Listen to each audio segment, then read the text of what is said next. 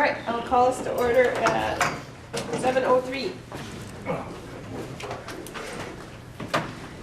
Any visitors' business?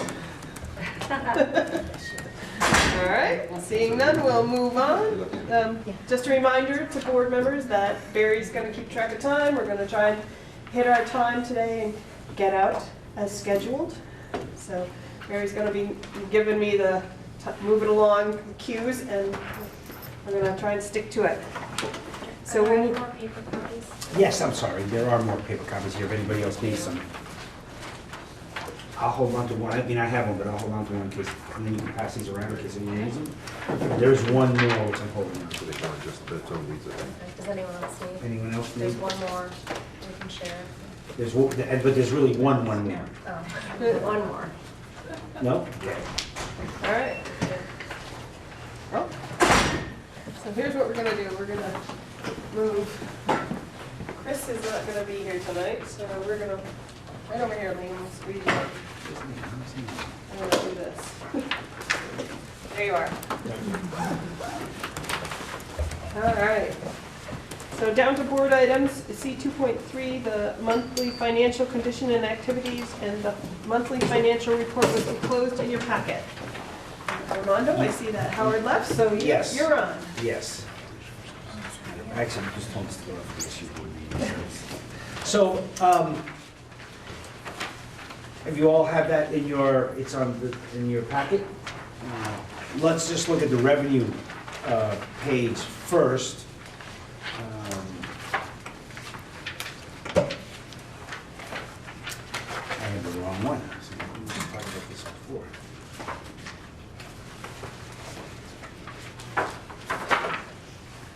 So as far as revenues are concerned, right now, we're about $600,000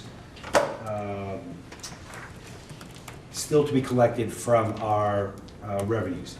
Not a concern for us. Less of a concern actually here than some because of special education changes, so on and so forth.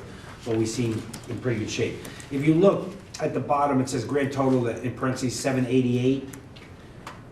Part of that is 185,000 fund balance that we're carrying over. So really, if you take that $183,000 out of there, we come up with about $600,000 still to be collected revenues. And some of them are big. If you look on above, under special ed, the Main Street block grant, the reimbursement, there's still about $400,000 or $488,000 has to come in. So there's still money that's coming in, and from special education, it's a reimbursement. So that as long as we spent it, then it would be reimbursed. The block grant, as you look at state placement, some of these are still coming in, but they will come in. So we're in pretty good shape on the revenue side. Actually, we're in good shape on the revenue side. Where we're at, where I think we would then need to look again is on the expenditure side. And I'm just going to jump to the very last page, page 10, on the expenditure side. Even though right now we're behind the revenues, we're in pretty good shape. We're reasonably well for the month, for where we are at the end of February, or in February. We have about $561,000 that is unencumbered and not accounted for yet, but that's still early. Things will come in later on, things may, there may be some costs that go over, but you can, and also I think we may have unencumbered, things may be over-encumbered rather, that we may have encumbered more money than we actually, just to protect ourselves. But it does look like we'll be in very good shape for the end of the year. All of our salaries have already been encumbered, so all the big stuff has already been put to the side. So this is really, if nothing else changed and everything followed the normal pattern, we would have probably under $500,000 as a fund balance. But Howard said don't count on that, count on a lower number than that because things do come up. This is actually very important for us for next year. Whatever we can have as a fund balance to carry forward will be like this year. Thank God we had the amount of money that we're able to carry forward, or if not, we would have been in a much our meetings would have had a whole different flavor. Next year, we will be in a similar situation. If whatever we have to carry forward will be good, because that'll help then offset any, it'll be a revenue for us next year. The good news is that the legislators have lifted the threshold for next year, as well as well, there's no threshold, there's no penalty. And this year, they did that, it didn't help us. They did it last Friday, I mean, they didn't finalize it last Friday. Other than, I think, no one in this, there was not one school in this district that had not already sent their warning in. The books, I think, were almost printed by the time they passed that. So it really didn't help us. If it had been a week earlier, it could have helped, if that's what, if we wanted it to help us. But at the same time, for next year, I mean, at the end of this year, we're in reasonable shape. Howard is, once the budget process is all over, in the next few weeks, he and his folks are gonna go through every one of these to make sure that, have we encumbered too much? Have we done the right thing? Or is there a surprise coming? Is there something else? I know that there's some building issues that may come up, that if we do have a little bit of money that was not used, could apply towards that, and still have money for a fund balance for next year. My recommendation would be, if you can have a large fund balance, as large a fund balance as you can have going into next year, it will make next year's budget process a lot less painful. So other than that, the budget is actually where it should be right now. Carol and the folks have done a good job of, watching what they spend and making sure that they're staying within what we have budgeted for. Any questions? Allison? And we already do know what our fund balance is for the FY 17 budget. It's the 303,000. That's right, Okay. that's right. This would be. First 18. 18, yes. And again, if we could have anywhere near $300,000, that would be a huge bonus. The issue becomes is when there's a fund balance too big, okay? And what is the appropriate number? Is 1%, 2%? If it starts getting up 4 or 5%, then maybe we need to review our budgeting process. But I think most of us, when you're looking at a budget of this size, having a 1% or 2% budget surplus, if you will, is not a bad thing. Again, I don't need to explain this to you. We're budgeting for 18 months before we even know. We may hire people that will be less expensive on the salary end, but may cost more on the insurance end because they come in as a family instead of a single person. So there's a lot of unknowns that we're trying to budget for, or that you're trying to budget for, that then 18 months later may end up being over or hopefully never under. Any other questions? Allison? I just want to bring up, we've cut, I think, pretty much everywhere that we can, and a budget that hasn't really been addressed is the special ed budget. And I know at the SU meeting it was brought up to look at the FY17 budgeted expenditures in light of the decreasing enrollment, but also going to the multi-tiered support system. Mm-hmm. So it's supposed to be a better way of doing things, so hopefully it wouldn't cost as much. And then you came back and actually found more money that needed to be spent in the special ed budget. So seeing how we're gonna have, I would say probably all of our schools are gonna have a hard time doing anything in our local budgets. And I'm not suggesting that we cut programs or cuts, and we can't do that. And I wouldn't want to do that. But anywhere that savings can be found, I think we've made our school budgets as lean as they can be, and with the special ed budget, for obviously good reasons, it's very opaque. It's about the only thing left that we could go into without damaging the core courses. Allison, and I think you're right, and we talked briefly about it in our last meeting, that the SU, the special education transportation budget is going to, we were about $100,000 under before we need, actually I think it's 146, but some things may have been done. And we didn't know, there were new needs came into the district that we did not know about when we were budgeting last, or when you were budgeting last fall, or when the spring before rather.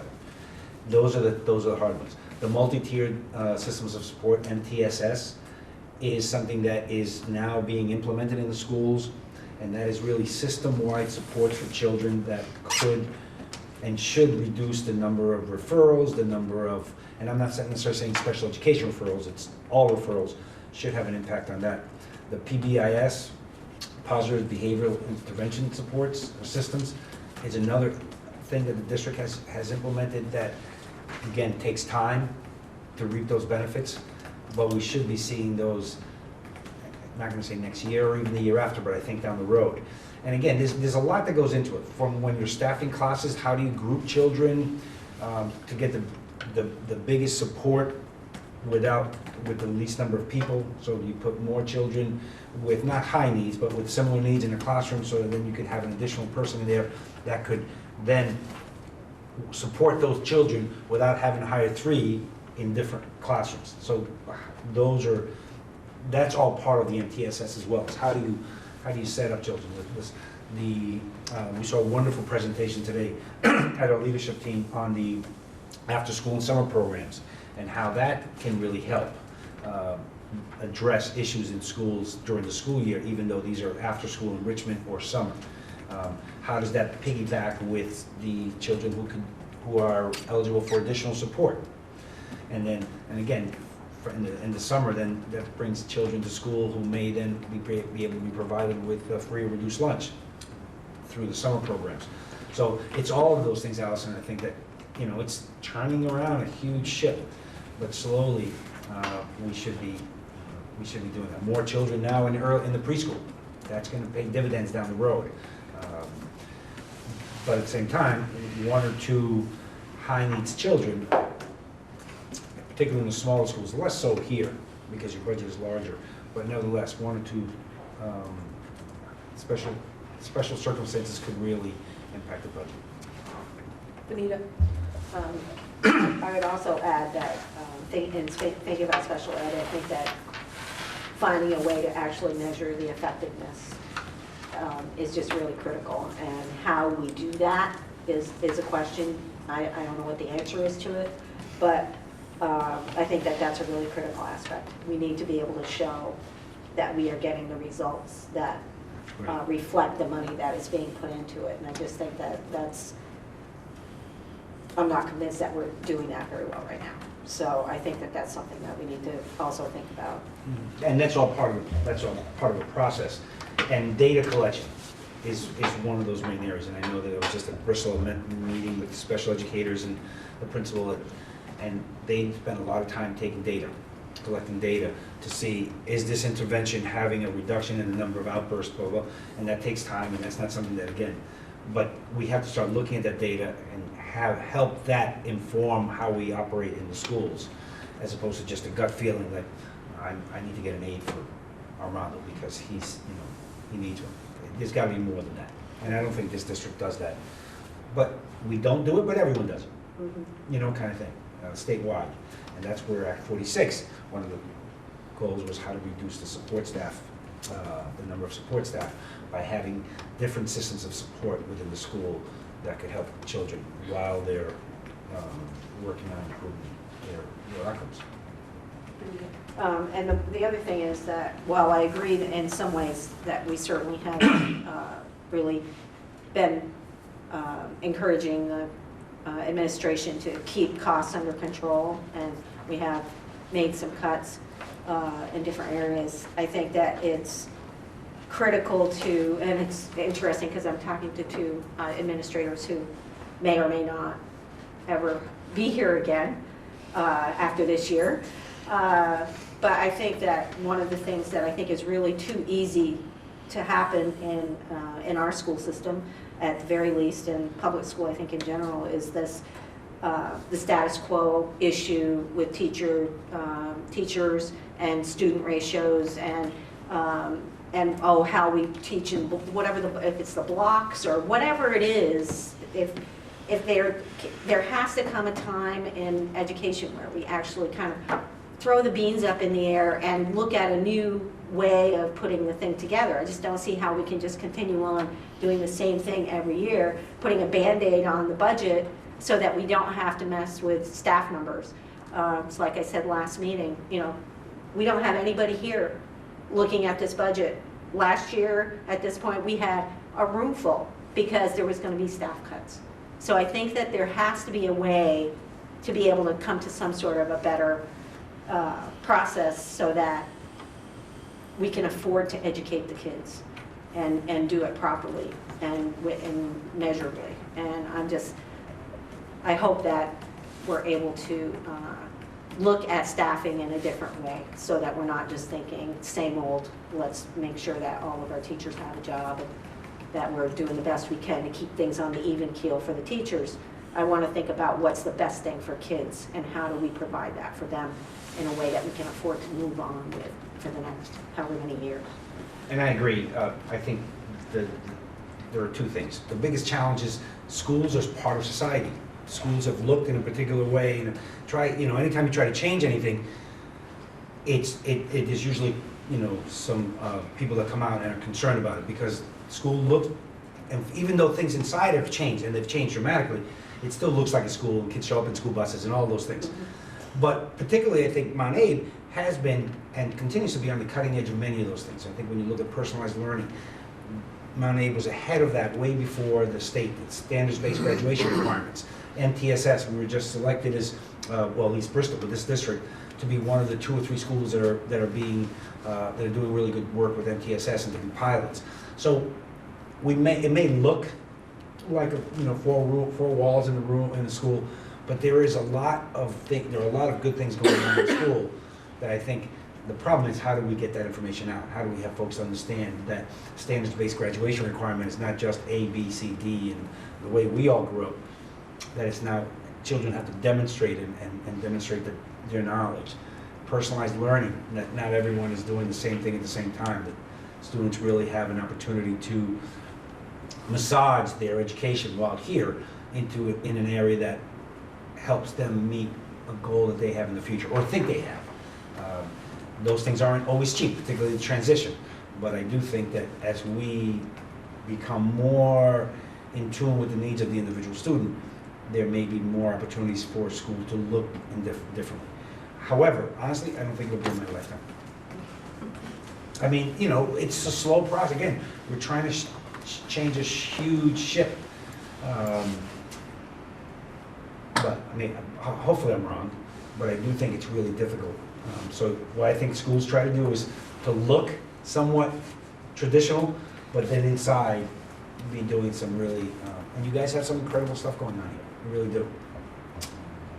So, but your point is well taken.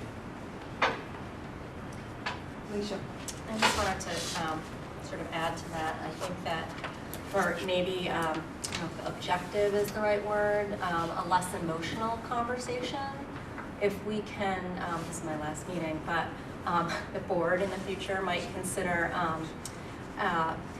talking more about programming for kids. So instead of talking about the cost of teachers and the cost of insurance and if we're talking about what it takes to educate our students and therefore, of course, naturally that means how many teachers do we need to have in order to offer this or that. But if we can get to a point where we're talking more about programs for kids, and if we're cutting, it's that we're cutting such and such a program or this many sections, or I think it becomes very emotional when all we're talking about is people and their jobs, when really those people, what it is they're hired and they're here to provide programming and education to kids.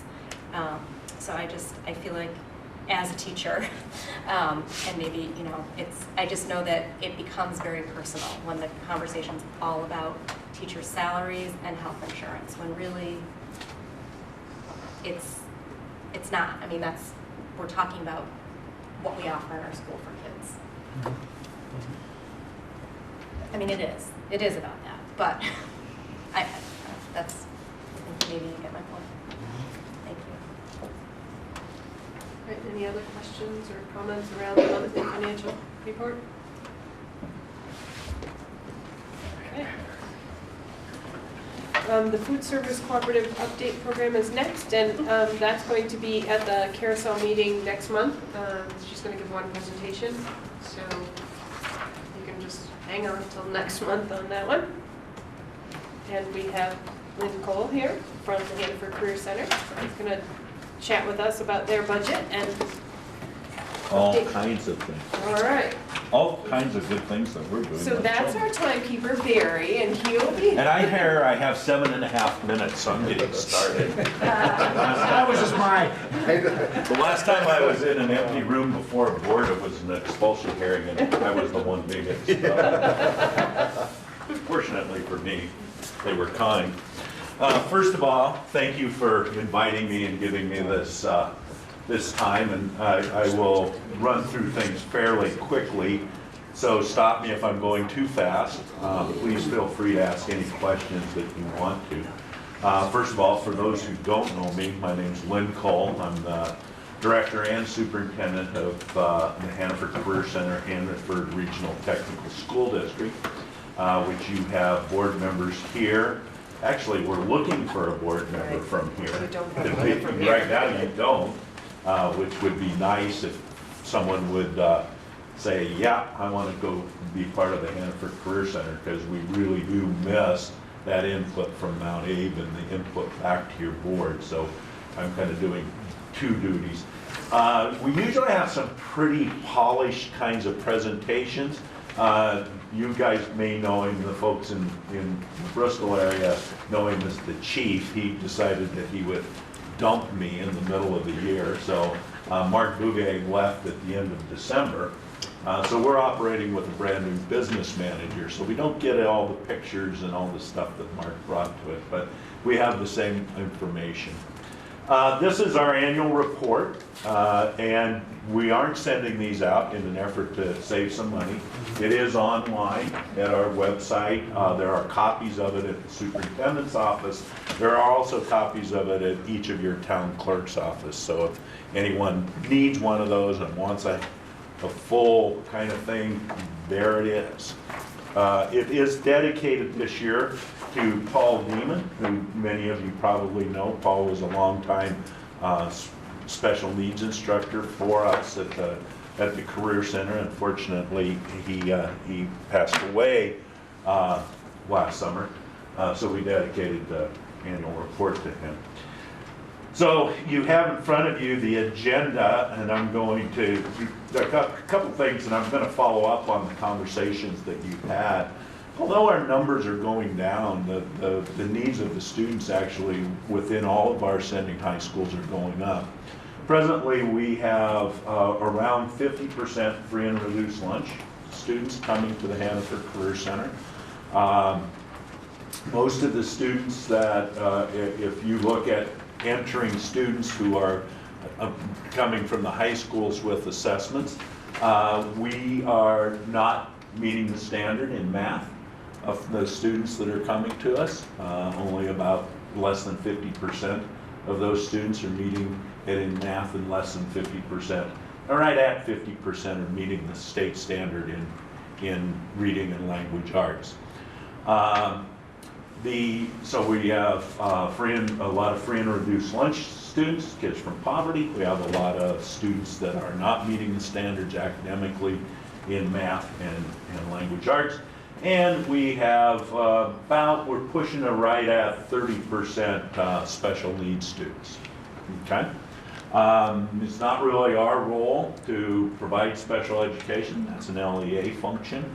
But our kids come to us and their needs.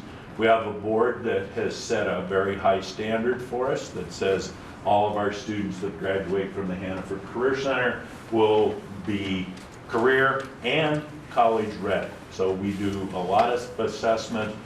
We have coaching for all of our teachers in math and language arts. So we're embedding all of that kind of stuff into our programs of study.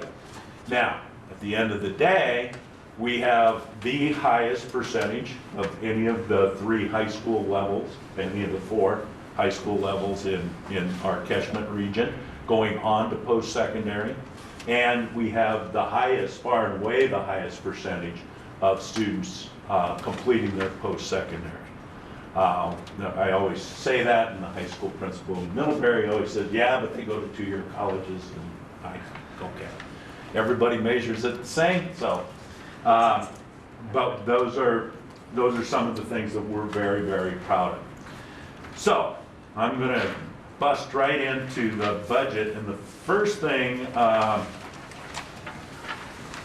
want to explain about our budget. It's up about less than 1%, 0.71.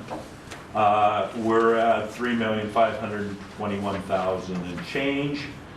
What kind of is significant within that budget, and I'm going to explain that when we get to the tuition worksheet somewhat, but the board, you talked about extended learning, and we have focused through some action research that we did that we would like to target younger children and get them thinking about careers and thinking about what they can do. And we've done some research there and found that, you know, 6th grade girls all are going to college, but none of them really know what they're going to do when they get there. And 6th grade boys are saying things like 50% of them aren't even planning on going to college.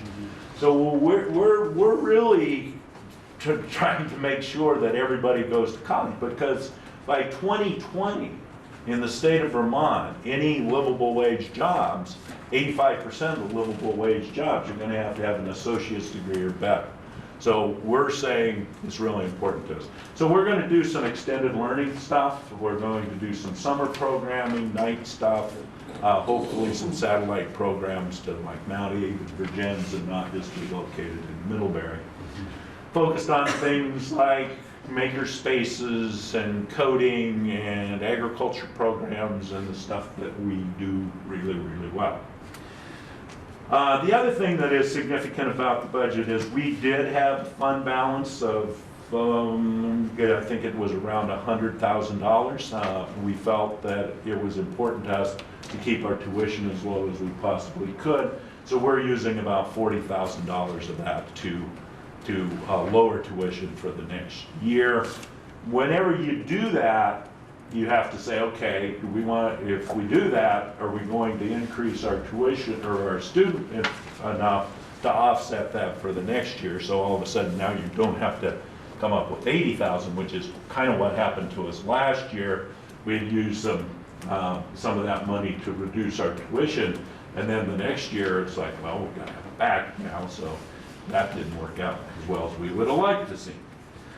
So I'm going to go to the explanation of the tuition worksheet. It's a little bit complicated about how career and technical education is funded in the state of Vermont. So the first thing you'll see is that budget of $3.5 million up at the top. And then we have these relevant budget revenues. And those include things like that fund balance carryover that I just talked about, $40,000. The DO program takes up a little bit of space. That's the Diversified Occupations Program. That takes up some space within that. That they reimburses for electricity and gas and those things, et cetera, et cetera. We also have a Perkins grant, which is federal monies that come in, and the state reimburses salary for the director or co-op coordinator guidance. Okay? So that comes up to $338,000. You subtract that out. Now we're down to $3.1 million, 3.18. Out of that, you have the state-based payment, which is referred to a lot of times in school budgets as in lieu of or in. Okay. So what that does is that 87%, which if you multiply it out, it comes down below. that raises about $1.1 million of our budget. And that flows, basically, it flows to us via you. You keep 13% of that 94.59. And I'll come back to that. I think that's supposed to increase by 2.5%, according to the state legislature and state statute. We had been informed that it was going to increase. I think you probably were, and you probably used that assumption when you built your budget. We didn't use that assumption. We kept it where it was last year. And we've been good on some of that. We've been bad on some of that.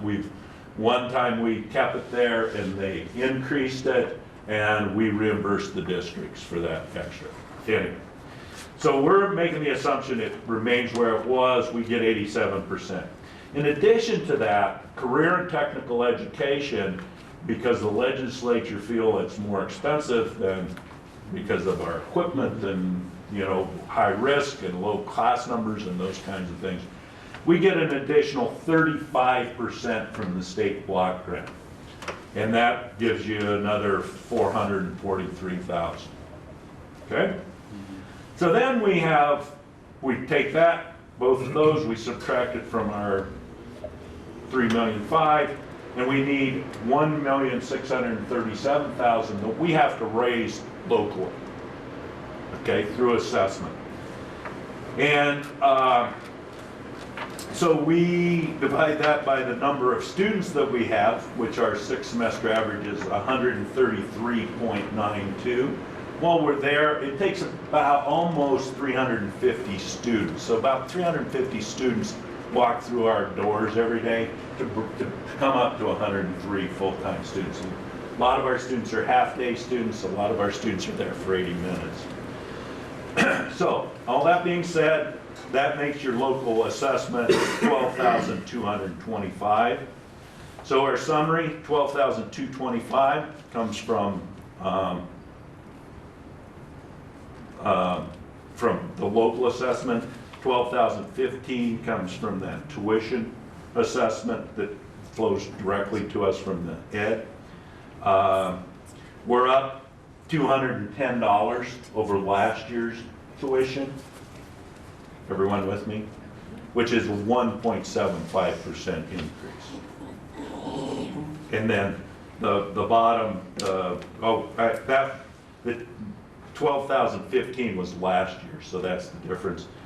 So if you go down, you're looking at 20,454 is our total announced tuition.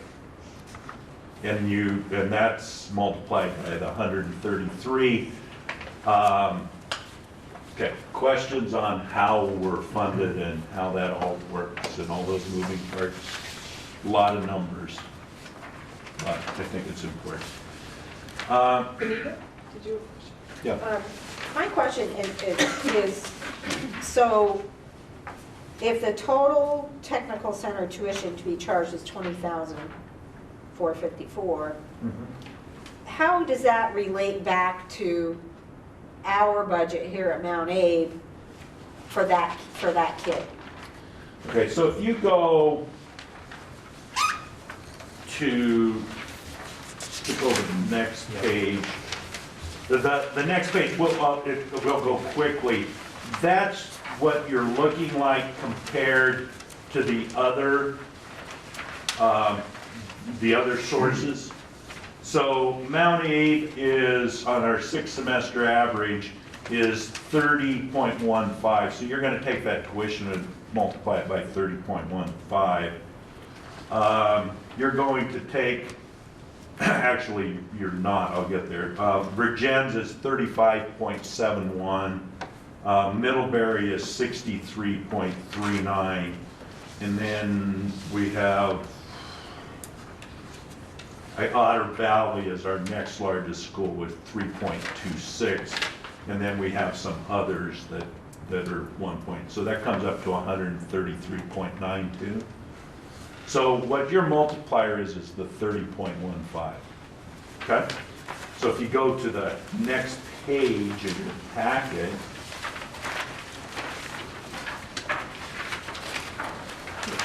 you will see a 5-year, yes. So Mount Abe in the FY13 had 42.58 students. Your local tuition, which is what will be in your budget, is 9,005, and your local assessment was 383,000. Okay? So for next year, you are going to, for next year fiscal year, or FY17, you have 30.15 students. Your local assessment is 12,225, and what you should be including in your budget, we sent those figures, so it should be in there, is 368,000. So actually, your tuition going to the tech center is down about $17,000 from 5 years ago. So I'm still confused though over how, so in our budget, in the Mount A budget, we have X amount of kids at X amount of dollars per equalized student. You have 30.15. Right, but that's for you. Yeah. But I'm looking at from our budget here at Mount A, Yeah. You would take this that is a amount. separate assessment? So where is that kid? Okay, we send this kid down there, we pay you $12,225 for that kid. Your How much more do we have in our budget here than that? Where does that show up? You guys? you Armando, do you lost me. Yeah. I think We budget we take the calculations more or less multiplied by the number of students we anticipate have there. So we should have somewhere around $370,000 in our budget in your budget as an assessment as an assessment. to the Hannaford Career Center. But I don't know the Now, exact when number. I think what your question is, how do you don't attach that to any single kid. You will spread that assessment out over all the students at Mount Abe, and that'll become your per pupil. It'll be part of your per pupil cost. So the kids that go down there, they cost, what they cost for us to send them down there is the assessment spread over all of the rest of the Correct. budget. Correct. I see, okay. So you don't say a kid that goes to Hannaford costs Mount Abraham $18,000 or anything like that? Well, we're forced to say that. Right, but what But it in really is, reality, it's an assessment which over is the whole. what I've been saying Yeah. for the last 10 years, Yeah. what you're doing is you're spreading that cost over your entire high school. Okay. So, Gotcha. Benita, it was in the, if you look back at the information we received last month, and there's a line for tuition to area vocational ed there. And in our proposed budget, we had $394,929 in our proposed budget to cover the cost of that. The thing that has always confused me though is the money doesn't follow the student. It's an not per assessment that student. comes back to the school. Correct. That's the part that's always been confusing, because the thing I've always heard about the technical center is it's so expensive when we don't want to give you our kids because that's going to cost us more money. We want to keep the money in our school. That's what I have always heard people worry about the technical center, and I've always thought that just seemed insane because we're paying for this technical center. We should be using it to the maximum amount that we're able to. So, but I think I finally understand it. Thank you very much, Lynn. Good, okay. It's only taken me 12 years or so. The other thing that I have included in your packet is the history of the budget, history for the Hannaford Career Center. And our 6 semester averages. So our 6 semester averages, I have gone down considerably, about 27 full-time equivalent students, which is about 50 kids. Our budgets have been relatively, what I attempt to do is keep those budgets at about 2.5%. You know, I used to have folks who'd say we want zero growth in our budgets. That's impossible to do. You're gonna have salary increases and you're going to have, you know, you gotta pay your folks and you gotta cover them with insurance. And those are always going to increase. Those are fixed costs and they're gonna increase. So I figure about 2.5% if you can kind of consistently grow the budget at about 2.5. That's pretty reasonable. That's pretty much around the cost of living, and you can kind of make that. As you can see, we've been a little less than that, really, over the last 5 years. So, anyway, I just wanted to share that with you. That's kind of my pitch and my information. I'm open to questions. Benita? Sorry, I have another one. We were told a couple of months ago at our MtAbe meeting that Mount Abraham actually is sending more kids to the Hannaford Center this year than Middlebury or Virgins. I don't know who told you that. Percentage-wise, maybe.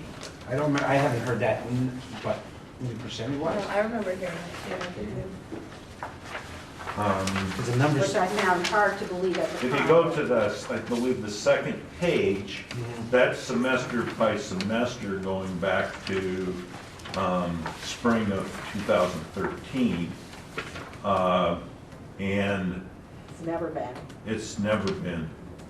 Okay, well, that, I don't. thank you. You're I not- doubted it when I heard it, but I didn't want to argue. Yeah, it you're out. not even sending more than Virgins, Okay. which Virgins is, you know, I don't know, what's your high school population? For 9 through 12. 9 through 12 is, 9 through 12 is what? 700 with all of them. Somewhere 700 with middle high school. right, So the high school is probably, yeah, so Virgins is about 350. So even percentage-wise, you. There's no way. Right. That's kind of what I thought. Any other questions? I just did get a report today that across the state, even with declining enrollments, the percentage of declining enrollments in the high schools across the state has not been seen in the tech centers, which is kind of interesting. The tech centers have remained pretty stable across the state. I'm sorry, Don, I did have one more question. When you were talking about the fact that all kids are going to need a secondary, post-secondary, in order to have a livable wage, does that include plumbers and electricians? Do you call Yes. that secondary, Yes. post-secondary because Yes. they have to apprentice and That's do correct. all that, and mechanics and Yeah, all of those? you're not going to work for a dealership without at least 2 years of post-secondary. I don't think any of our dealerships now are hiring anybody with less than 2 years. And where do you get that post-secondary to say to be a car mechanic? We send a fair number of students to BTC, that's our in-state program, and we send them to University of Northwest Ohio. Not so many at WildTech anymore. That used to be a really big program, but University of Northwest Ohio does a really good job of scholarships. They have a lot of corporate sponsors and they spend a ton of money in Vermont. Great, thank you. One of the programs I'm most proud of is our diesel program, which is really well subscribed by MtAbe students. We send almost 100% of our diesel kids to post-secondary. And about 90-some% finish their post-secondary. And again, a lot of them go, I mean, these kids are going with $50,000 scholarships. Sorry. How many of those kids were below their core language and math, the ones that go on and finish their post-secondary? I'm just curious about how much of we hold so much importance in that area, and I'm just wondering how critical is that for the success of kids who are moving on and going forward? Do you have any kind of numbers on data that? Well, yeah, less than 50% of our students are. And over are- 80% go on. And over 90% go on. Okay.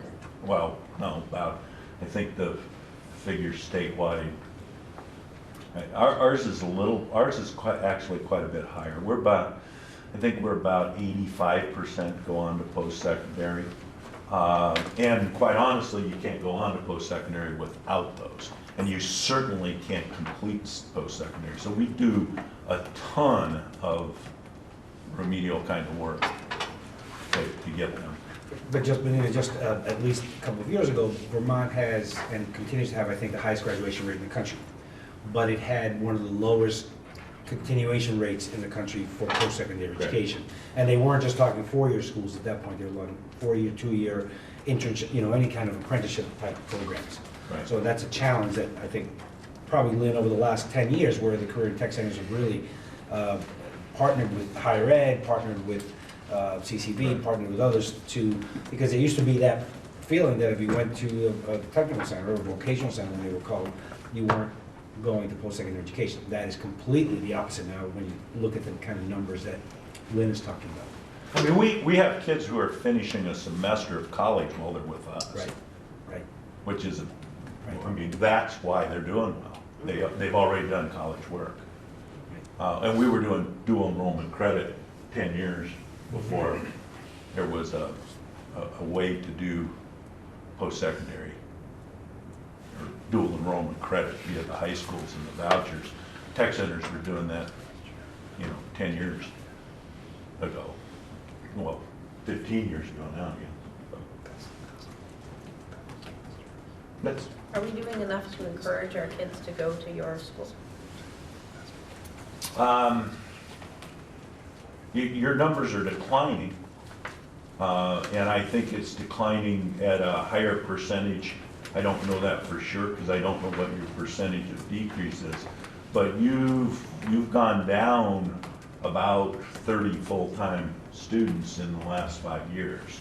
You had 42 full-time equivalent students 5 years ago, and you have 30 now. The other strange thing that is really interesting to me, and I haven't figured it out, we had 160 students in the fall. We have about 124 this spring, and it's like, where'd they go? So that's an interesting phenomenon to me, because we're not a semester-based kind of program. You come and you finish. And we went down and these are full-time equivalent students, so that's 80 kids, 60 to 24.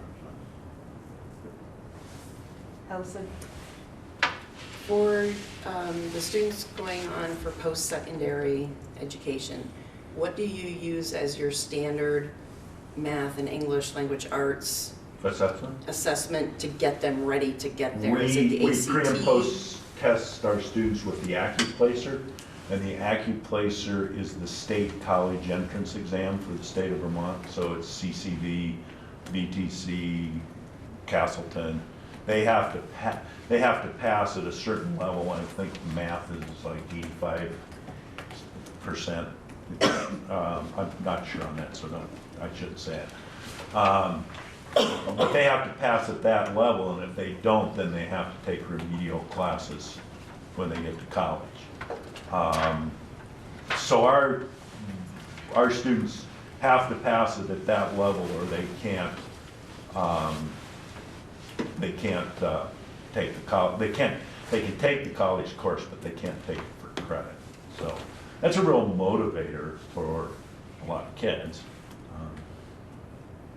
And not all of our kids who are in these classes either are eligible or choose to take the course for credit.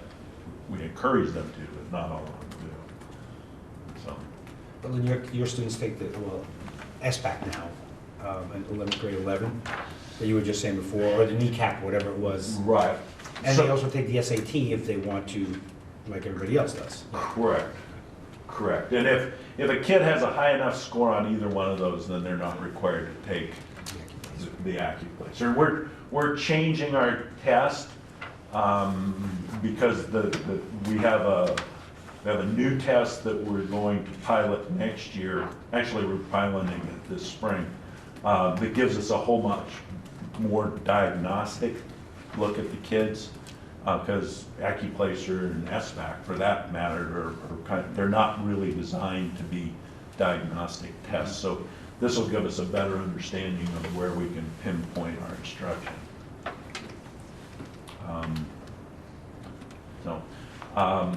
We have an open house Thursday night, 4 to 7 o'clock. I think some of you have been to that before. If you've never been to that, you should come. It's, if nothing else, for the food. The food is terrific. But it really is a showcase of what our students are working on, and they're working on some really great stuff. We're doing enhanced CTE projects, which are public presentations. They have to incorporate grade level math, science, and language arts into those projects.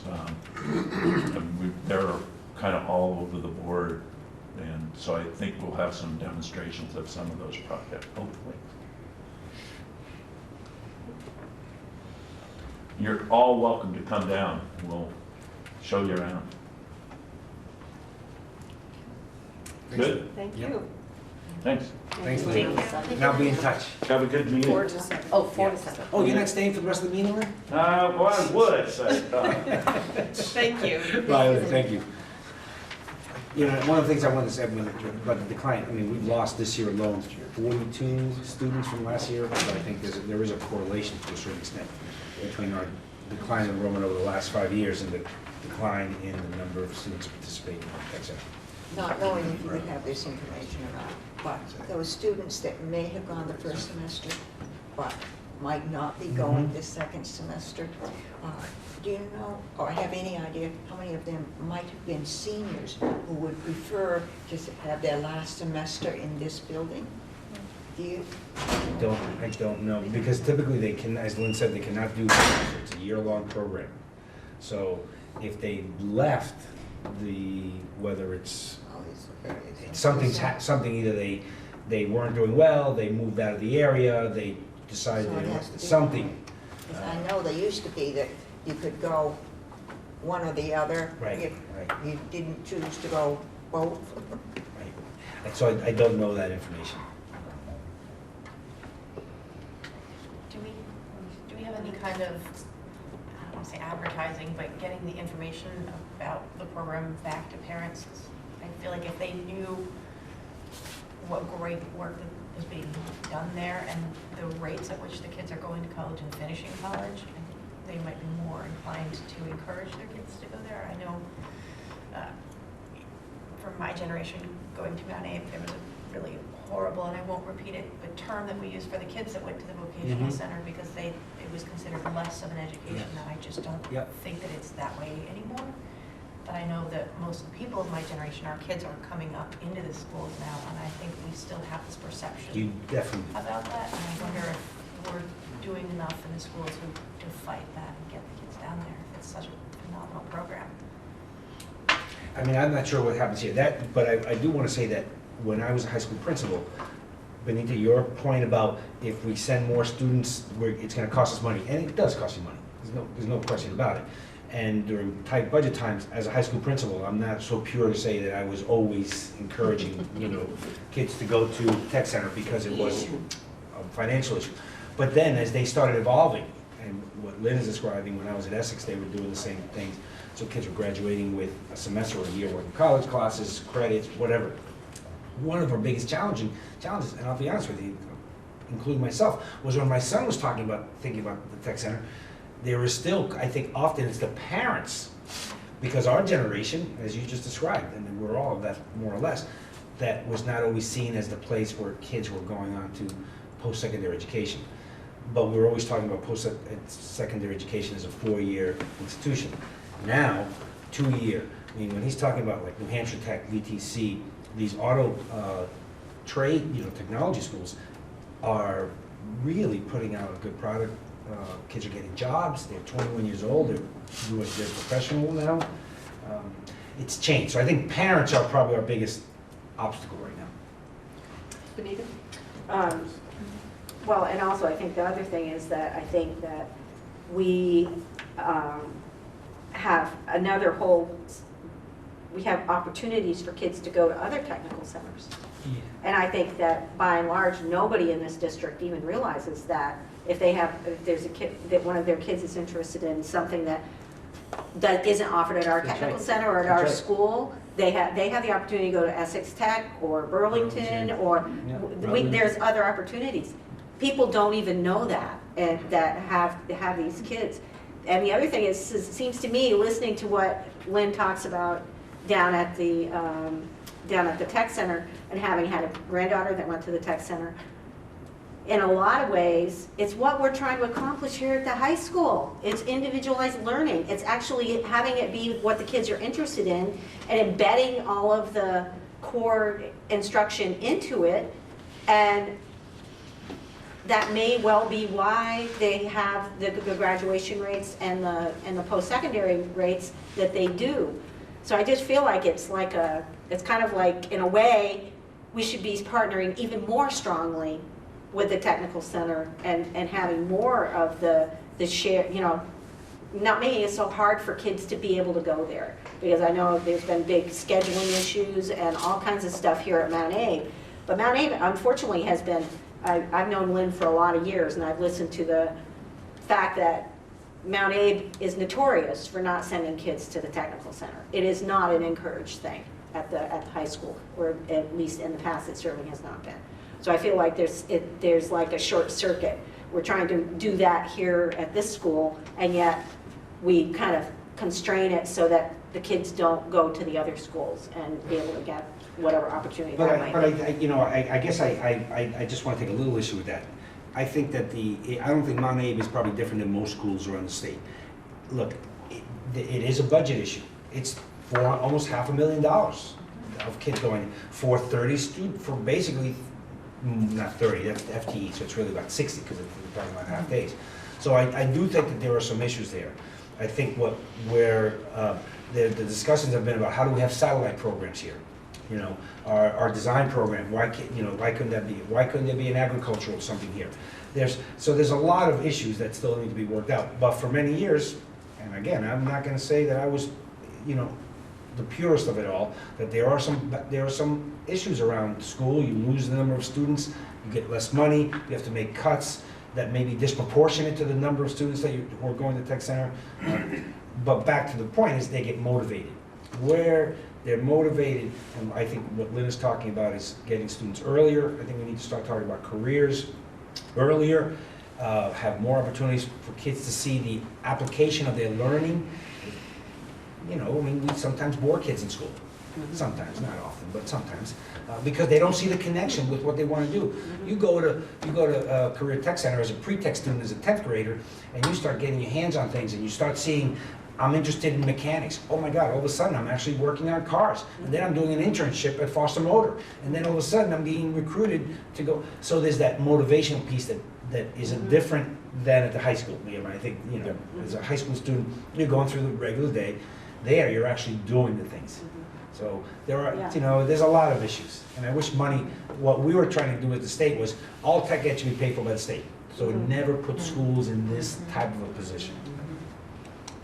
Carol, did you have something you wanted to? Yeah, I just wanted to say that the guidance counselors do a tech center presentation with tech center people with I believe our sophomores every year to basically say these are the different programs, please explore them, please choose into them. And then also at our open house, we have representatives of the tech center come and engage parents in that way. Do I think it could be enhanced to drive the numbers up? I think so. And you also send kids over there in the spring. And we also are having Take a Buddy coming up this spring, where you take a friend of yours to see what you do at the tech center, and drive up more interest. I do think there's an element is that as we get more into the personalized learning plans and really connect, say, the advisory teachers to all the different possibilities that students can explore including going to other technical centers or going into our backyard with HCC, I think that we should be expanding our possibilities for our students there. Yes. I say, like, as a high school student, it was never really pushed. We did have the meeting in the spring where they hand out, I think, like slips of paper that say sign up for a course. And then as an 8th grader and a sophomore, we took field trips there and kind of spent like an hour and a half there. But it was never really pushed as like, it was always kind of like, and this is a thing. It's not really, it wasn't presented as an option or even a good option. It was just kind of something that was there. We were never told, you know, this is a really great opportunity. We were told, this is the Hannaford Career Center. MtAbe has a connection with it. Like, so I mean, like as an 8th grader, I was like, oh, that's cool. That would be fun to do. Like, it didn't occur to me that I could do it as an 8th grader. It was only that this would be fun to do if I could. So, you know, I think we should do a better job of really presenting that as a good option, as a good opportunity. Also, there wasn't really a whole lot of reach out to the parents that was mentioned earlier. Everything was to the students. Yeah. And I think as an 8th grader and as a sophomore, I was also a little dismissive of that because I was like, okay, yeah, I'm a student who had, you know, done well in the traditional academic setting, so it was pushed to the back of my mind. You know, I thought, oh, this would be fun to do, but this is working, so I don't need to think about it very much. And I think that could be changed. All right, I'm going to take one more because I've got the from Barry so Allison. So I currently have an 8th grader getting ready to pick his classes. And I think, I made a note, bring Jacob to the open house. Mm-hmm. I think he would just absolutely love it. I mean, he's already talking about diesel and this and that and watching the shows on TV. But just some way of getting the guidance counselors to talk to the 8th grade students as they're thinking about putting together their programs. Like Liam was saying, make it more of an option, not just an outlier, well, you might have to go there kind of thing, but we don't know. Maybe move beyond the traditional academic track and present this as another option. Well, I think that to be able to have, if I may, you know, there's multiple pathways. Right. And depending on your interests, as you grow them in 7th and 8th grade, what are the different pathways that are there for you? In 9th grade, some of the pathways you can begin to activate. In 10th grade, certainly to actually be a pre-tech student. So, and have students really know that they can start personalizing their learning and picking projects that are in their interests. But at what point can they really get onto the different pathways and what are the different pathways? And it's going to be a different way of guidance counseling. Right, in the long run. And these 8th graders now are the ones They're at the who are they're at the transition. Yeah. looking, they are creating their pathway now. What they pick now for their courses determines their pathway, is going to determine their pathway. 9th grade is a little bit more predetermined. Yes. 9th grade is a Yes. little bit more predetermined, but after that it starts to open up multiple pathways. But at any rate, we should keep those options really out there so they have something to reach for. Right along. All right, Barry. Got it. Thank you. All right, so now we're going to move down to C2.4, financial planning and budgeting, and so set tuition rates. So Armando has handed me the figure, the figure they're recommending for the tuition rate for Mount Abraham to be set for the FY17 year. Is that correct? Yes. Is $15,498.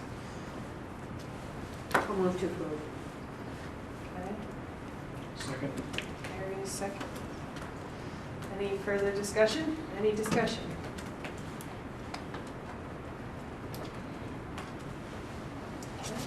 All those in favor of setting the tuition rate for Mount Abraham for FY17 in the amount of $15,498, please say aye. Aye. Aye. Any opposed? Any abstentions? Okay. Motion carries.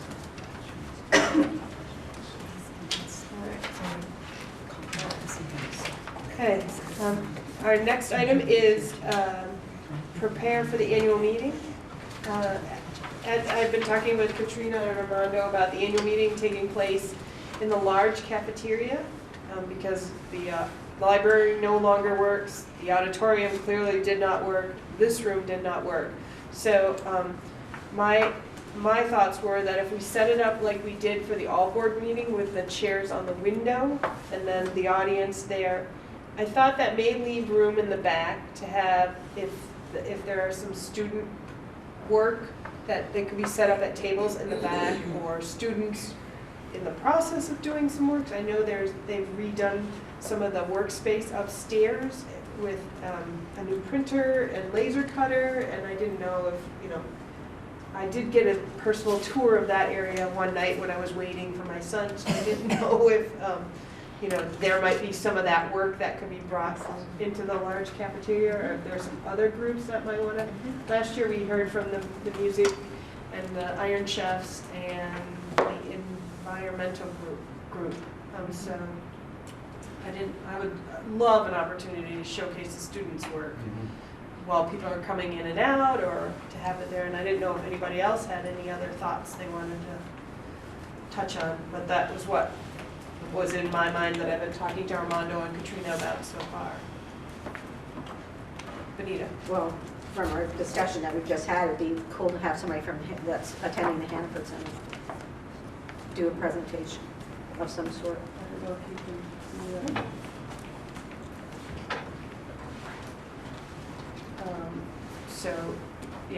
So it'll be 7 o'clock on the 23rd, and it'll be in the large cafeteria. I know this was an oversight.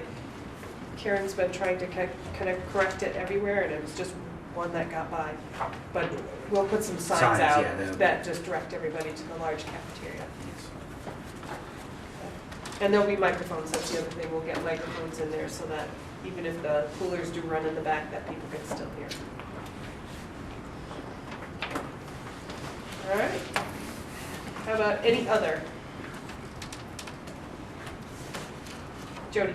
I just have a quick, I just wanted to give a quick shout out to Jeff and Mary Stetson for, I went to a basketball game a couple of weeks ago, girls game, and there was a medical emergency with one of the JV players from the Virgins team out in the lobby, and Mary and Jeff did a really great job containing the situation, giving the student and the medical personnel the privacy they needed in the lobby. So they pretty much contained all the fans in the gym, gave alternate exit routes for the parents and fans to leave so they wouldn't disrupt what was going on in the lobby. And as a board member, we don't get to see those kind of crisis situations or emergency situations play out. And I thought it went magnificently. I think Jeff Stetson did a wonderful job keeping everybody updated. Like I said, keeping everyone contained in the gym. And everything I thought went smoothly. Otto, I think you were there. I was, yeah. I second what you say. You might have some more to add, but I just thought they did a really great job. And like I said, as a board member, it was nice to see that play out so smoothly and efficiently. So, job well done, to the Stetsons. Thank you. Any other? Did we finish with the prepare for the meeting? Move on to others? Yes. 'Cause I Yes. have one more thing for the meeting. Oh, okay.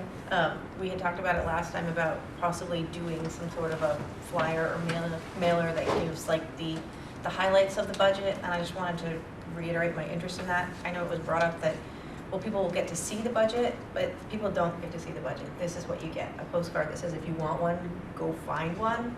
And I know that there's a lot of people that for them getting out to get a copy of the budget might be difficult, so the flyer that we put out last year when we went through the 3 budget fiasco, if we could get something like that here's the highlights, that we're really containing the cost this year, and I think there's a lot of really great things that have happened in the budget that it'd be really nice for people to know about, so that they're not, people probably won't remember what last year's budget looks like on town meeting day when they walk in there and see just a number on a piece of paper and have to say yes or no. So if we could give them, something more than this, I would really be in favor of something like that. think we talked about that at the last meeting, because Chris, I sent Chris an email saying, I thought, and she responded back to me, I thought when we ended that discussion, it was that we were gonna put more notes in here and explain it in here and not do a flyer, because that's the way, and so, but I think if the group wants a flyer, we could definitely get to work on it, kind of thing. I actually put something together last year, a little postcard like that. One side was Bristol and one side was MtAbe with all of the specifics, but it was that size, and I had all of the numbers and tax rates and everything. I couldn't actually brought them here, but I was gonna hand them out, and that didn't go according to plan, but I have something already set up. We just need to change it with the numbers, and I could send that to both of you. Okay. Yeah. Because like Amanda said, if they don't get that book, they don't get the extra information that you've put in the book. Right. So I think a little postcard going out would be a good thing, helpful. And even for people who do go get the book, having a really concise snapshot is also helpful. And I think you stole a template from, because I just gave it to Krista, because Bristol is gonna do the same thing. So I just gave her a copy of the flyer of what you had last year, and I believe Chelsea still has the template. But that's could be either 11 by 17 Yes. or 8.5 by 11, and Yes. I'm talking 4.5 by 6, 4 by 6. You know, one of the things that's worked well in the past for me, and it maybe costs you a little bit more money, but you do like a flyer like that, a three-fold, and you mail it, and you don't mail it to individual houses, you're just sending it to, the general delivery. It may be a little bit of money, but it goes a long way to get people to understand the budget. Like this. Yeah, well, and the way we did it as a threefold, so it only paid, we were paying a letter rate, not a, This is a. that's what I get, Krista, yes. That's what we did last year. Yes. And that got slitted. How did people That get went to that? everybody's mailbox, Yeah. yeah, last year. Mail. Yes. Well, but you don't pay postage, it's like this new, it's a lot cheaper. Oh. It just goes to every single Perfect. resident. Oh, really? Yeah, in the Oh. 5 towns. Oh, that's a great idea. Yeah. So, Yeah, the reason I like this one is because it gives more than just, here's last year's number, here's this year's number. This really goes into a little bit more of like, we're not cutting positions, and here's the great programs that we're doing. And I think that would even compare us to some of the other local schools with the budgets and things. Alicia. I like this also because it does tell you more than just the number, so, what am I getting for that number, or, what are the highlights, but I also would just go back to, I know maybe it's too late for this, but again, like salary and benefits, $7 million, okay, but what? I mean, what did we need, what were we able to maintain for kids? What are some of the, these are the things that we were able to maintain, here are some of the, due to declining enrollment, some of the areas where we, whatever we did, cut sections, or, I think it would be great to know what does that get us, as opposed to getting into the whole personal piece of bodies and jobs, and I think it's okay, the cuts, I just reiterate, like that's fine. When you hear, well, there are only 4 kids in that class, well, then yeah, we have to cut a section, that makes sense, as opposed to just counting bodies and talking about jobs, so. But I like this. I think it's good education, and to have it before the annual meeting, so people can actually digest it, I think is nice. Quick turnaround. After the budget. Right, yeah, that was after. Yeah, this was Basically, before the reactive. third vote. Yeah. Third vote. Right, right, so Yeah. there is, yeah. Yeah, and so our meeting is 2 weeks from tonight, so if, Yeah, maybe do we need to approve it before it goes well, to the questions? it took that printing on that was over 2 weeks for that to go out But was it printed in-house or by a printer? by a printer. The same person that does the mailing, does the really? printing. Wow, they did it quick. They did this one in 24 hours, we had it back. So, but that, Maybe we should do out of that. Is this kind of communication like brand new? I know last year it came because we had multiple votes and re-votes, but it seems to me like as a normal course of the cycle, once we have numbers and the story, The sooner we can get that out to people, and the more time they have a chance to digest and talk to us about it, they can get more of the details if they need it, come to the meeting prepared rather than ill-informed and emotional.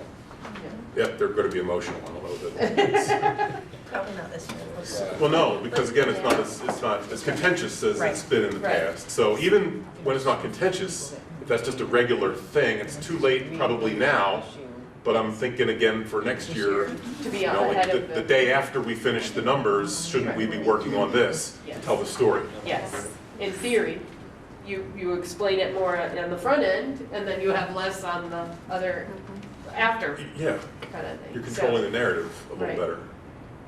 Yes. I do think that that should be from now, in the future, that every year you should have, again, it doesn't have to be anything fancy, but just something that gives information out to people, and the delivery is so inexpensive now, then it takes away a lot of the, now, the difference is that you're a union high school, so does this work for all communities, not just Bristol?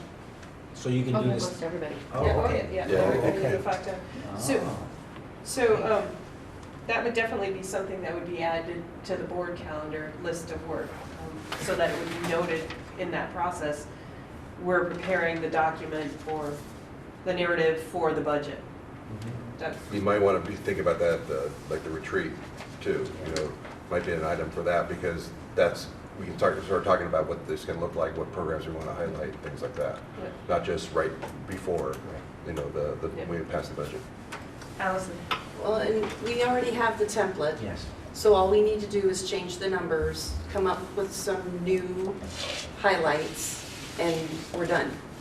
It shouldn't take very long to put it together like it did last year, and maybe find a different place to print it or something. But I think the turnaround on actually creating it shouldn't take very long at all. It depends on, time of the people in Right. working on it. Knowing that next week's a vacation for our office, Right, I'm not sure if we can take this turnaround. Plus, we got to approve it too. right. Right. So, Right. yeah. If you put together like 2 or 3 people that form a committee, does it still have to come before the whole board to get approved? Or if we, pre-approved these 3 people to put this together, can they do it? No, So, You could have the 3 people, but then it's the 3 people schedule, and can they get it out, kind of thing. This feels to me more like we're reacting. Would it be better to plan and do it more thoughtfully in the next year than to slam something together and rush and get it out? Because I have learned in my years on this board that when you put out a wrong piece of information, it can dig the hole deeper than if you put out no information. How confident are we that this budget's gonna pass and we're not gonna still have a little bit of backlash from last year? Or this year. There's nobody in the crowd, so I agree with that. If they come to the meeting, they can, and ask the questions, we can hopefully answer them and inform them. Another piece that would be helpful is if we could have the budget posted on the website for everybody to go, they can at least see it on the website. Right now, I don't think there are any budgets posted on the ANESU site yet. Alicia? I think that's a good idea, but I would just add, some people don't even know what to ask, or they have to analyze it, the numbers, or just to still, if we were to put something up, think about highlights. Because I don't think it's really fair to just leave it up to people to say, here's the budget, if you have any questions, you could ask them. I feel like for a lot of people that won't work. Just highlights somehow. And maybe it's too late for this year, but at least for future.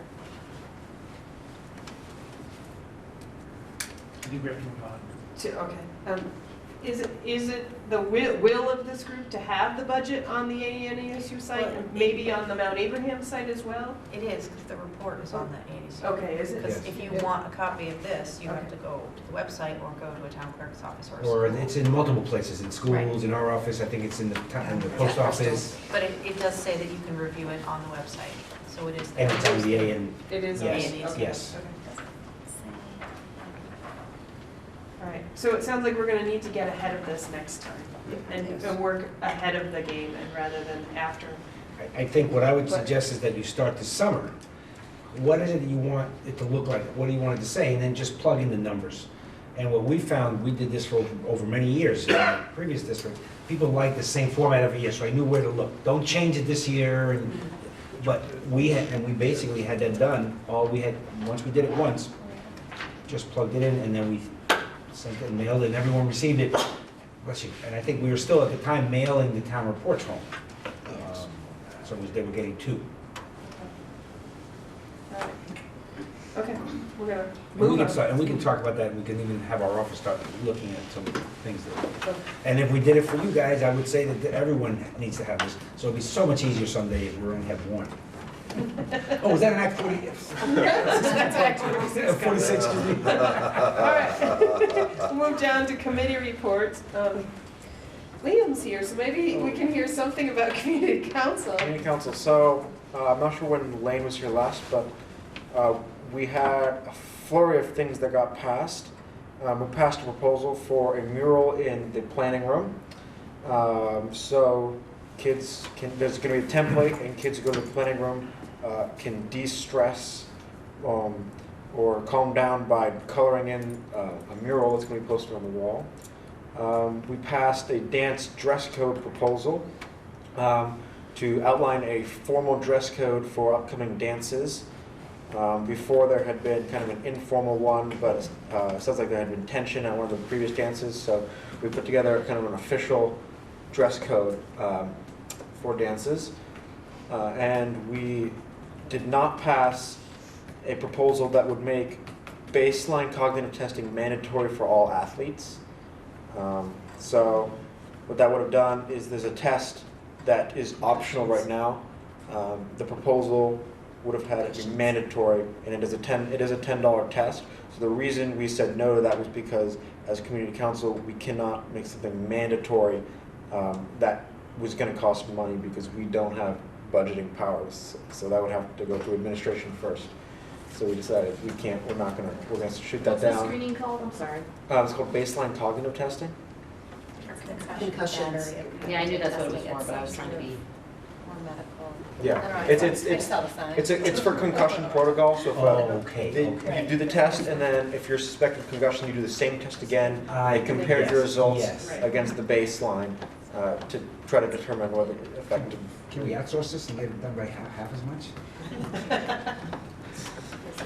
It's a good resource for families That's to a know great- about because, yeah. Right, they can do it themselves. They can do Yeah. it themselves. So I have every athlete, so then maybe what the recommendation could be that you guys do a presentation to the board and say, for the school to cover that?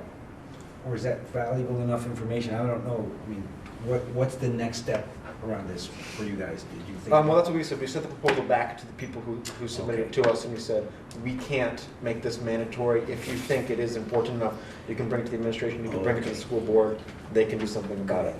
So, It's a good test. I don't know if I missed anything. Sounds great. And the new dance dress code worked Oh, really, yeah. really well. Tested out winter ball. Yeah, Is it got passed in time for the winter Is ball, that just and it worked defining- really great. defining what is formal and semi-formal, or are you actually dictating decency standards? I guess you could call it decency standards. Yeah, it's basically a more relaxed version of the everyday dress code for dances, because when we do our formal dances, people were pointed out that, formal dresses for girls oftentimes are strapless, and, you can't have strapless dresses in, everyday dress code. So they decided to redefine what was appropriate for dances, and it's a little more relaxed. Is it posted anywhere yet? It is posted. Okay, so it is posted on the MtAbe website? It is, okay. Yeah. So I don't have it memorized, so I can't tell you exactly what the dance dress code is, but my general impression was that it is slightly more relaxed, so there's more freedom. Really helps the students. It helps the students with their choices, in that it's now we all know, adults, Right, there's not so much, the it's teachers not a and judgment call. Yes. the administrators and the students really know what's possible and what's not possible. And it was written, I think, in a good way that it's for the formal dances, but also for the Halloween dance. So, And the students did beautifully. There was no issues whatsoever, and everybody looked great. It was really nice. Well, thanks for the update. All right, Hannaford Career Center, we have no board rep, and as Lynn said, think about it. When we reorganize in March, we'll be looking for a board rep to take on that task, so think about it. Executive committee, it says on our agenda, no meeting since the last update, but we just met before this meeting started. We talked about a lot of the same things that are on our agenda.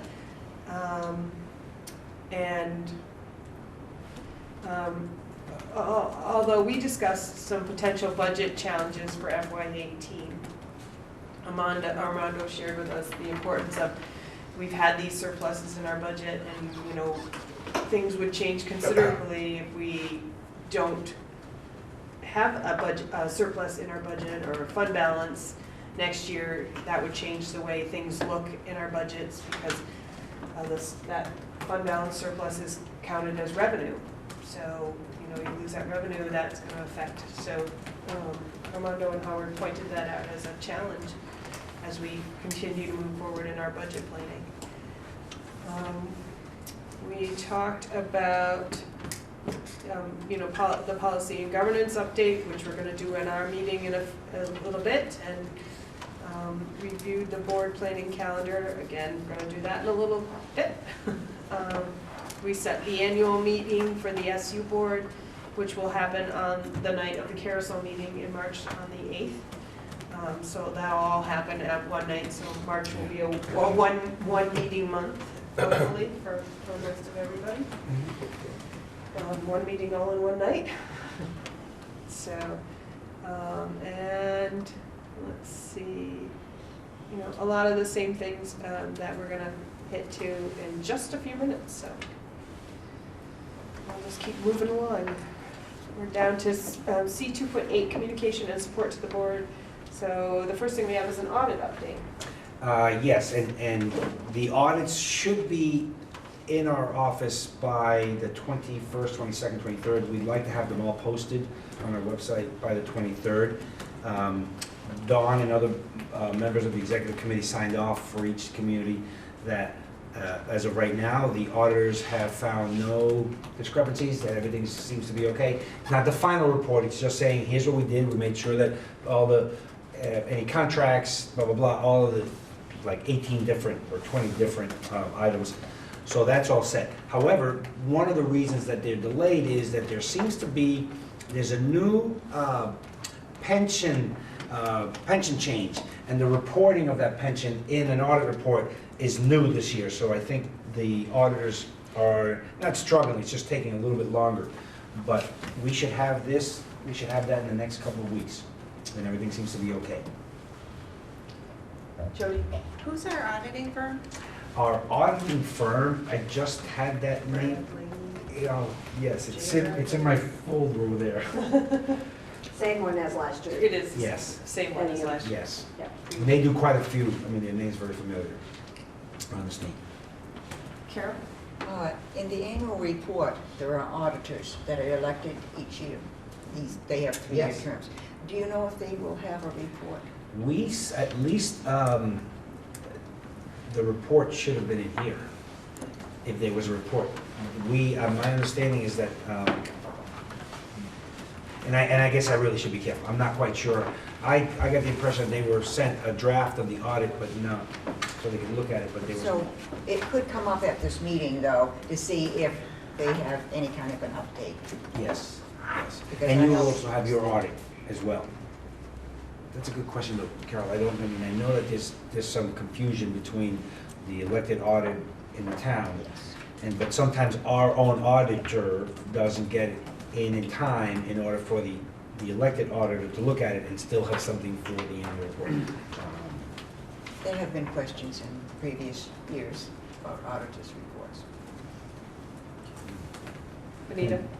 I would just like to comment, having lived through many years of year after year deficits and deficits within the audit reports, when they did finally happen, which were very often late.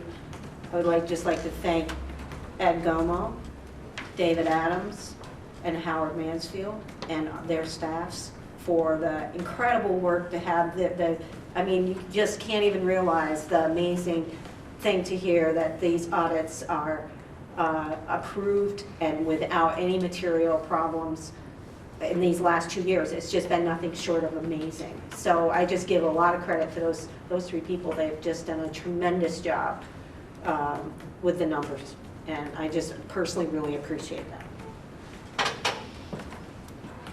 Anyone else? Okay, move down to teacher and support staff negotiations update. The board bargaining council is meeting tomorrow, my days mixed up, tomorrow night for a work session.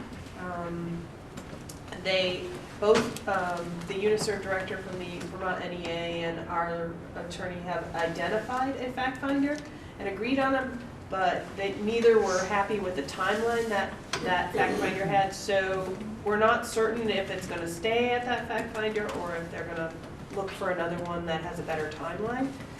I have not heard anything on the support staff, so that. Still looking for a mediator, I think. Okay, yep, so that's sort of where we are. Superintendent screening committee update. Let's see, no, I'm not on that committee. So we heard at the ANASU meeting that they have met 2 or 3 times and they have identified their, I think I wrote this part down. They have developed their criteria and they're going to be reviewing on the 25th and sort of honing in on their criteria and hope to have interviews and a March date for an all-day interview where the executive committee potentially could meet with the candidates that they have. It sounds like about mid-March they're March looking, 14th. Yes. looking for that. So that's where that group is.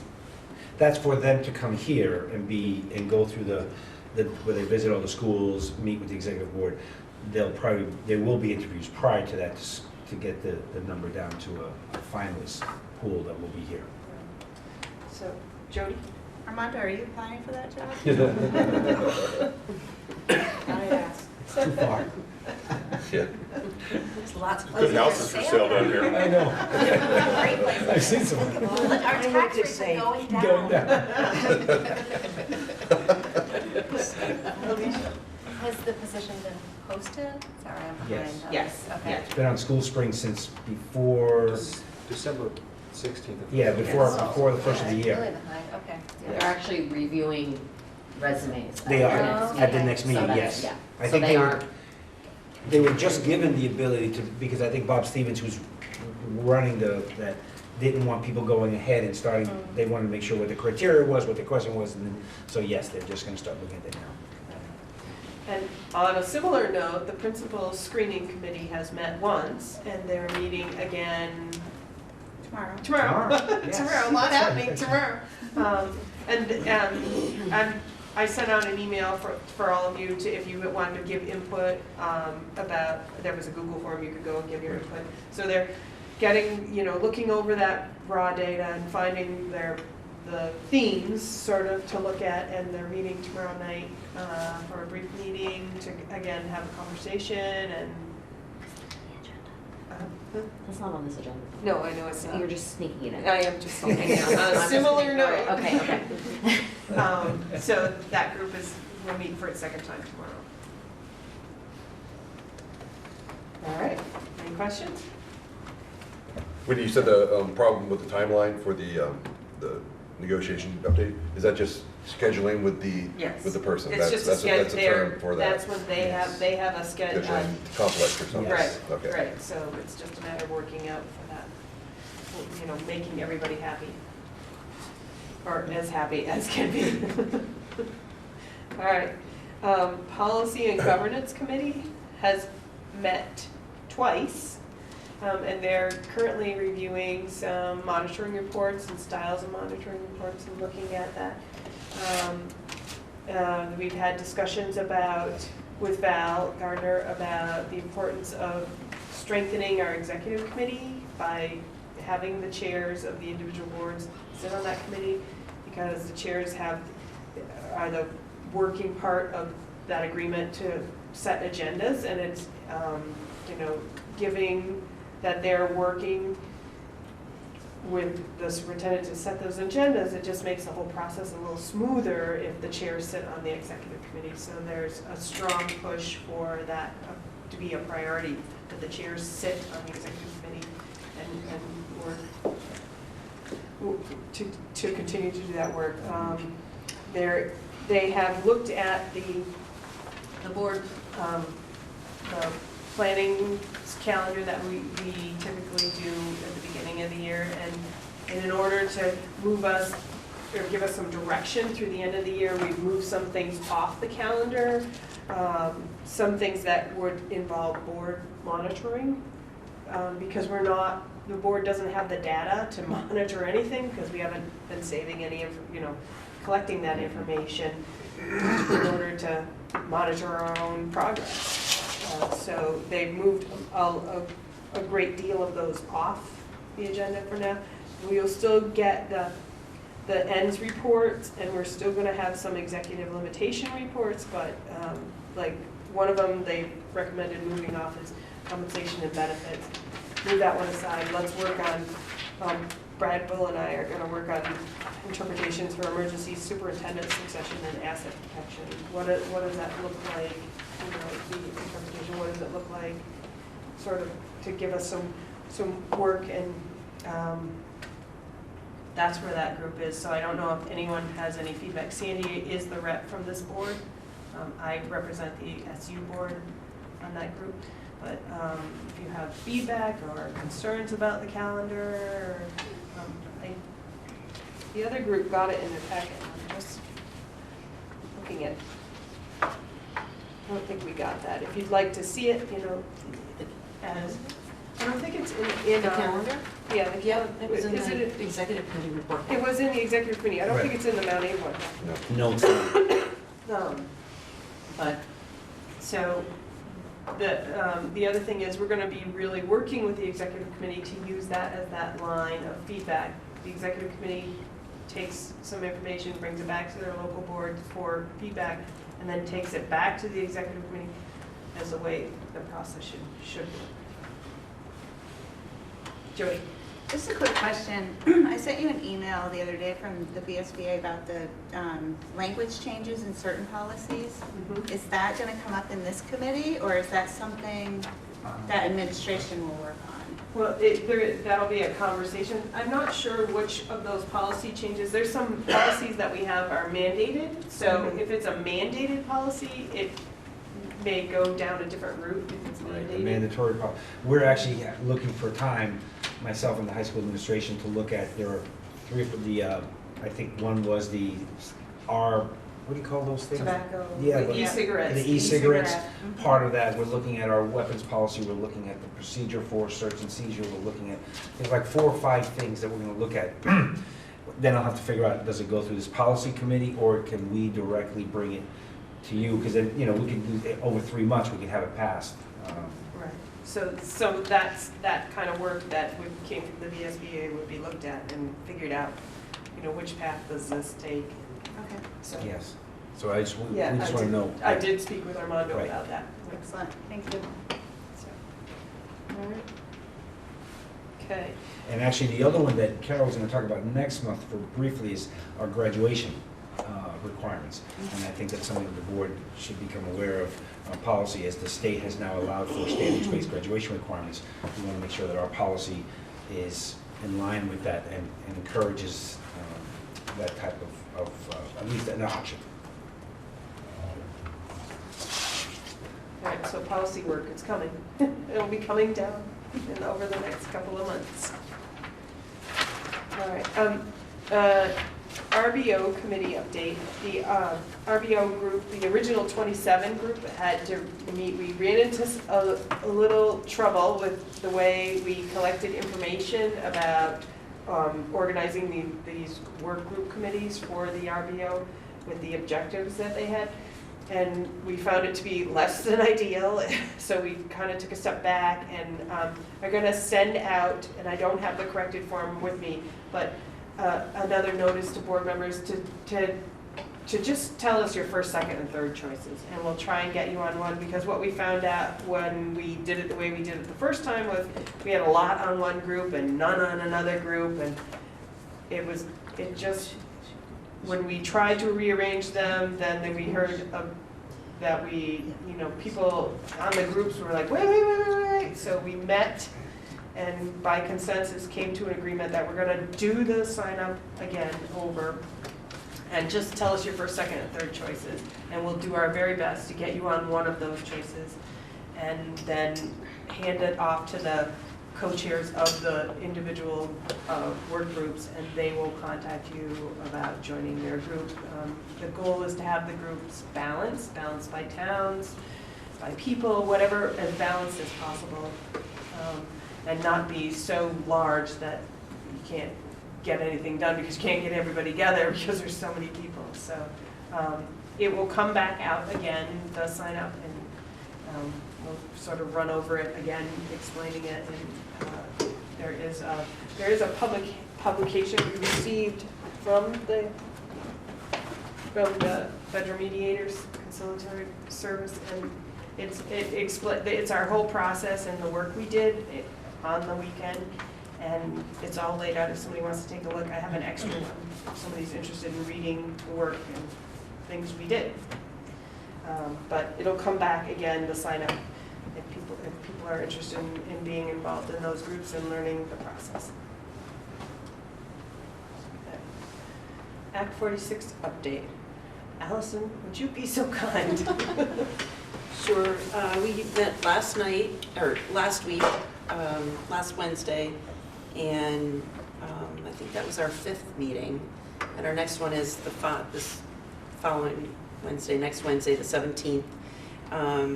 We talked about what we as a committee should do around questions at town meeting regarding Act 46 and the committee and their work. And pretty much left it at, we're just gonna say we're still in the fact-finding phase. If people have questions, to possibly try and answer them, but not really engage in a conversation and a discussion so that we don't get stuck on a path that we can't get off of. And not to, some people are gonna put it on their agendas, maybe. I don't know if they will or not. They had talked about they wanted to, but we'll see. But it's just, we're in a fact-finding phase. We did pros and cons brainstorming. So we broke up into 2 groups, and both groups found that pros could turn into cons and cons could turn into pros. So it just depends on how you want to look at things. But it was really good, and I think it helped solidify some ideas. And then we were going to talk about the current 5-town budget, but the tax rates hadn't been finalized by last Wednesday, so we didn't talk about that. And then we also talked briefly about putting together a solid timeline in terms of when we're going to do things, when we're going to decide, because we have to make a decision. So we have to decide how we're gonna decide. And it was brought up that we should engage community input before we do the actual report and send it off to the Agency of Education. Not have just one meeting with the communities, but actually have more. Because we've found out from past experience that pre-community engagement is oftentimes a better thing. So. But from what I understand though, that the Act 46 is that we can go through all this and do all of our dancing around that we want to do, but is it 2018? 2000, whenever, when the Department of Ed gets Right. to say, guess what? Right, if we do nothing. Here you go. Yep. And it's not gonna be, you know, we act like we have all these big choices, and the bottom line is, we better get our butts in here. I just saw a sign this morning that down in Middlebury, vote yes for the unification First Street sign. So they're ready to go, they're gonna be voting on town meeting day. Right. I mean, come on. Well, and they've already done a strategic planning process for 5 years, and they've already looked at unification in the past, so they already were on a path of talking about this. We hadn't started that conversation. So we're further behind. Some of us had tried to start that conversation. And it was a voluntary merger mandated by the state. Okay, I Act just wanted 153, to, but yes. clarify No, we that. need- You know, I yes. think that that's the one thing that people need to know about Act 46, whether at town meeting or wherever it is that this isn't a matter of if, but when. And if you want to have some input, Now's the time. now's the time. So let's get moving. All right. Any other questions regarding Act 46? All right, Before we move on, yes. the teacher and support staff negotiations update. The meeting that's warned for tomorrow is supposed to be for both teachers and support staff, is what it was warned as.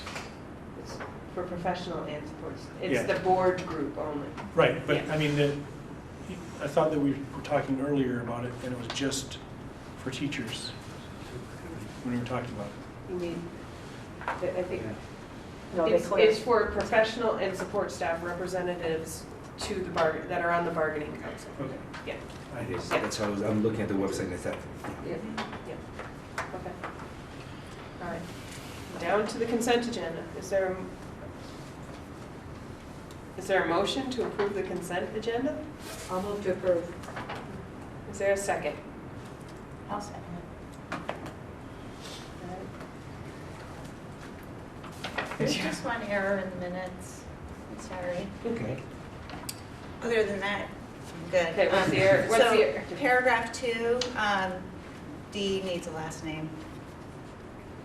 In an effort to make the meetings more efficient and productive, D. Unless we can call you D now. I think you need Griswold. That's in the second paragraph. Yeah. Paragraph 2. Yep. Assigned paragraph two. timekeeper Okay. and board monitor. Okay. All right. Thank you. Okay. We're gonna go right, quick, no other discussion. Oh. I don't want to discuss, I just want to point out to you that there was a resignation of a longtime guidance counselor here, and just to acknowledge that, and thank her for the work and the time she's been here. And it would be a huge loss. Sounds like a wonderful opportunity for her, but I have a question about that. So if she's leaving and Mr. Cameron, is he coming back next year after his Appalachian Trail hike? That's the plan. So not losing both of them. that would be rough. but I just wanted to point that out, both publicly and also to you, that a longtime guidance counselor is retired, is leaving. All right. Thank you. All those in favor of approving the consent agenda, please say aye. Aye. Any opposed? Any abstentions? Okay, that's next. So down to the next item, it's meeting feedback. We're gonna need this information in our minutes because we're gonna use this information when we get around to our board monitoring reports in the future. We're gonna need information on how we did at our meeting. So, thinking back to our policies as they stand now, because that's what we have, I'm gonna go to our board monitor and do a check-in and see what your perspective was. I thought that we kept our conversations directed the way they were supposed to be, rather than amongst ourselves, for the most part. And we got back on track for time, so I was happy about that. So anyone else have any comments about the board meeting? When you think about the board responsibilities and your board description in the policy, is there anything that you saw that you think we could work on, or you like noted that would be useful as we prepare our monitoring reports. I think everybody was on time, and we started relatively close to on time, so. I just have one comment. I think it would be nice if you're on a committee and you're on the agenda to update the board, that you should come and do that you should be present. Sandy Lee isn't here for the Policy and Governance Committee update. She's our committee member, so I find that kind of, I don't know what the right word is, but that would be my suggestion or input. Okay.